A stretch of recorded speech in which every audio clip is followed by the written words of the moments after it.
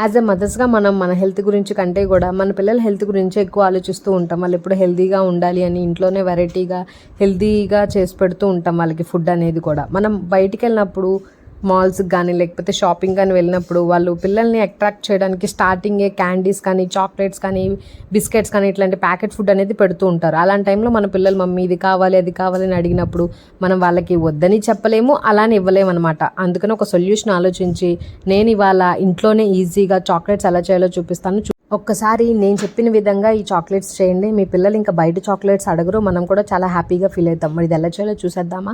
ముందుగా స్టవ్ వెలిగించుకొని ప్యాన్ పెట్టుకొని అందులో ఒక కప్పు రాగి పిండిని వేసుకొని ఒక 5 నిమిషాలు దాంట్లో అరోమా వచ్చేంత వరకు ఫ్రై చేసుకోండి. అలా వచ్చాక స్టవ్ ఆఫ్ చేసుకొని దాన్ని పక్కన పెట్టుకోండి. ఇప్పుడు ఒక మిక్సీ జార్ తీసుకొని అందులో 1/2 కప్పు బాదం పప్పు, 1/2 కప్పు జీడిపప్పు, అలాగే 1/2 కప్పు బెల్లం పౌడర్, ఇంకా 1/2 కప్పు కోకో పౌడర్, ఆ తర్వాత 1/2 కప్పు గీ కూడా వేసుకోండి. గీ లేకపోతే బటర్ కూడా వేసుకోవచ్చు, అది రూమ్ టెంపరేచర్లో ఉండాలన్నమాట బటర్ అనేది.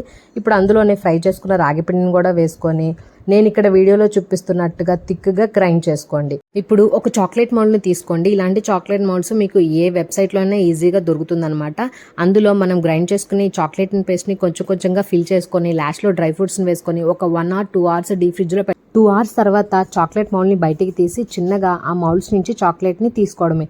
చూసారు కదా, అంతే అండి, ఈజీగా చేసుకోవచ్చు ఇంట్లోనే చాక్లెట్స్. నచ్చితే ఏం చేయాలో తెలుసు కదా, ప్లీజ్ సబ్స్క్రైబ్ మై ఛానల్.